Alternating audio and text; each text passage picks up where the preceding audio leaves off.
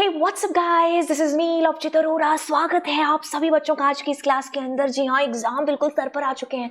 अब तो सिचुएशन ऐसी है कि यार पढ़ना तो पड़ेगा ही, वो है ना करो या मरो वाली सिचुएशन। हम वो एग्जाम्पल सुना करते थे, है ना, लेकिन अब जब एग्जाम टाइम में सच में गर्दन पर एकदम चक्कू लगा के एकदम खड़ी है आईपी या सीएस या जो भी आपका सब्जेक्ट कह लो, है ना, कि भाई अब तो तुझे पढ़ना पड़ेगा, अब तो मुझे इग्नोर नहीं कर सकता। तूने ठीक है प्री बोर्ड 1 छोड़ दिया, प्री बोर्ड 2 छोड़ दिया, दिस इज फाइनल, ये तुम्हें करना ही पड़ेगा। चलिए, तो वो सारे बच्चे जो पहले कभी नहीं पढ़े थे अब बिल्कुल पढ़ना स्टार्ट कर चुके होंगे, और कई कई बच्चे जो रिलेट भी कर रहे होंगे इस कहानी को। तो चलिए स्टार्ट करते हैं। कहानी कहती है कि यार CSV फाइल के अंदर चीजें करते हैं। चलिए, सबसे पहले तो आपके पास अगर फाइल्स की बात करें तो आपके पास आपने टेक्स्ट फाइल में डेटा कर लिया, आपने बाइनरी फाइल के साथ सारी चीजें कर ली।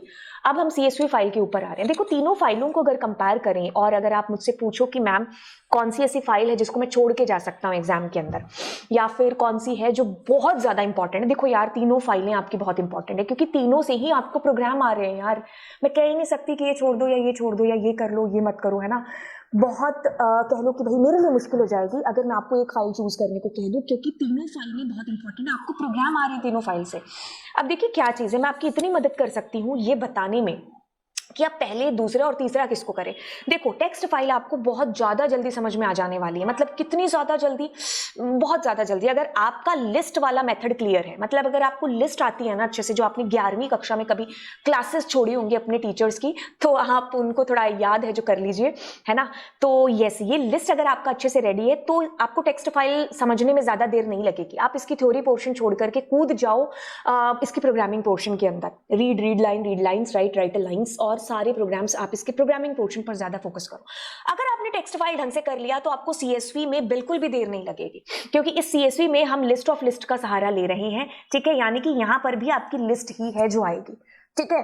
तो यस, ये फाइल आपने कर ली। अब बीच में रही आपकी बाइनरी फाइल, जिसके लिए आपको थोड़ा सा पेशेंस चाहिए, क्योंकि इसमें बड़े लंबे प्रोग्राम्स बनते हैं और उसमें बच्चा घबरा जाता है कि अरे यार इतनी लंबा प्रोग्राम, इतनी लाइंस इसके अंदर लिखनी है। एक्चुअली अगर आप कहो तो इसमें लॉजिक कुछ भी नहीं है, सारे प्रोग्राम वैसे ही करने हैं जैसे एक आपने कर लिया। तो जैसे आपने डेटा को राइट किया है उस हिसाब से आप रीड, अपडेट और सर्च ऑपरेशन अप्लाई करेंगे।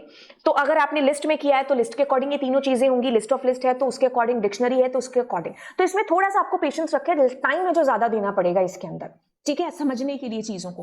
बट आप प्रायोरिटी 1, 2 एंड 3 दे सकते हो इसको, इतनी मैं आपकी हेल्प करूंगी। बाकी आप तीनों में से कोई भी फाइल मत छोड़ करके जाना।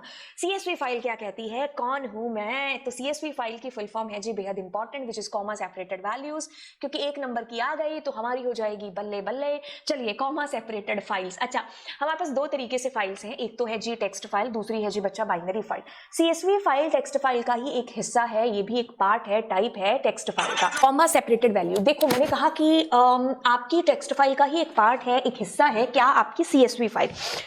जब हमें अपने डेटा को एक पैराग्राफ की फॉर्म में देखना होता है या लिखना होता है, तब हम यूज करते हैं किसका, टेक्स्ट फाइल का, ठीक है। जब हमें अपने डेटा को किसी टेबल की फॉर्म में, रोज एंड कॉलम्स में, जरूरत के हिसाब से ये चीज डिसाइड होगी कि जैसे मान लीजिए आप रिकॉर्ड स्टोर कर रहे हो, मैं एब्सेंट और प्रेजेंट लगा रही हूँ बच्चों की, तो ऑफ कोर्स मुझे रोज एंड कॉलम्स चाहिए। मैं देख रही हूँ कौन सी ट्रेन कब आ रही है, कब जा रही है, मुझे ऐसी चीज पता करनी है ना।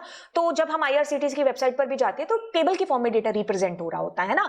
तो जहां पर टेबल के रूप में हमें चाहिए तो हम CSV कॉमा सेपरेटेड वैल्यू का इस्तेमाल कर लेते हैं।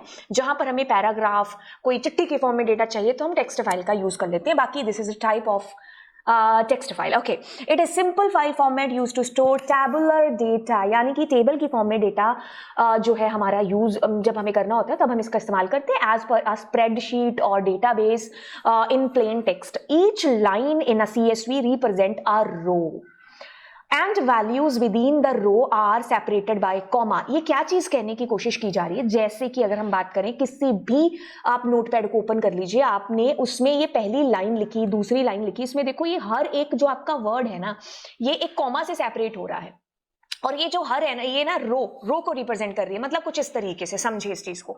आपने क्या किया, अपना जो है ये स्प्रेडशीट को ओपन किया, एक्सेल को, उसमें जो पहली रो लिखी है, मतलब अगर आप उसको नोटपैड में भी ओपन करते हैं तो ये ऐसे एक एक रो इसको रिप्रेजेंट कर रही है, तो हर डेटा इसका कॉमा से सेपरेट हो रहा है। तो अगर मैं इसको प्रैक्टिकली बताऊं हम क्या करते हैं, इसके लिए नोटपैड की फाइल को ओपन करते हैं सबसे पहले, ठीक है।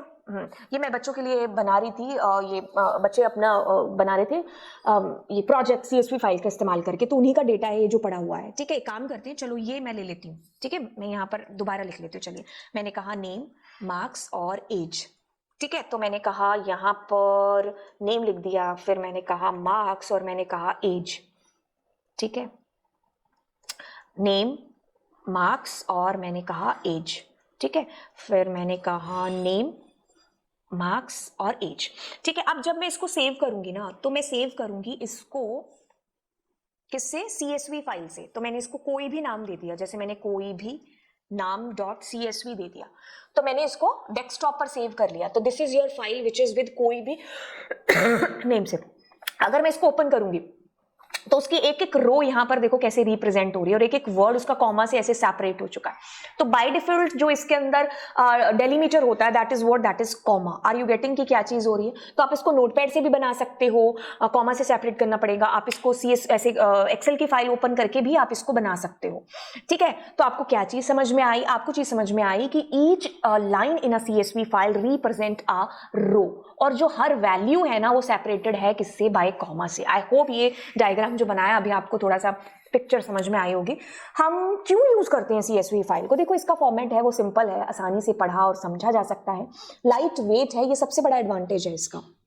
कम स्पेस के अंदर हमें चीजें करनी है तब हम इसका इस्तेमाल कर रहे होते हैं। टेक्स्ट बेस्ड है, it is uses less storage compare to other file format के मुकाबले, जैसे एक्सेल वगैरह में भी। तो इसका लाइट वेट है। Compatibility supported by most of the application, Excel है, गूगल शीट है, काफी सारी जो एप्लीकेशन, इवन पाइथन के अंदर तो हम इसको यूज कर ही रहे हैं, तो काफी सारी जगह इसकी कंपैटिबिलिटी है। बहुत सारे सॉफ्टवेयर हैं जो इसको सपोर्ट करते हैं। डेटा ट्रांसफर है, commonly use to share data between different systems और प्लेटफॉर्म, तो वहां थोड़ी आसानी हो जाती है डेटा ट्रांसफर करने में, ठीक है। तो हम बैकएंड पर CSV का इस्तेमाल भी है, जो बहुत जगह करते हैं एज कंपैरेटिवली टू हमारे MySQL या डेटाबेस के मुकाबले, है ना। अब इसके साथ काम कैसे करना स्टार्ट करें, तो इसको हम लोग देखेंगे अगली क्लास के अंदर। तो यहां मैंने बेसिक एडवांटेज आपको बताए CSV फाइल के, और क्या होती है CSV फाइल, इसको हम नहीं जाना। तो अब चलते हैं अगली क्लास में, और जहां पर हम रीड और राइट ऑपरेशंस को अप्लाई कर रहे होंगे। Bye bye, and don't forget to subscribe the channel. Do subscribe my channel.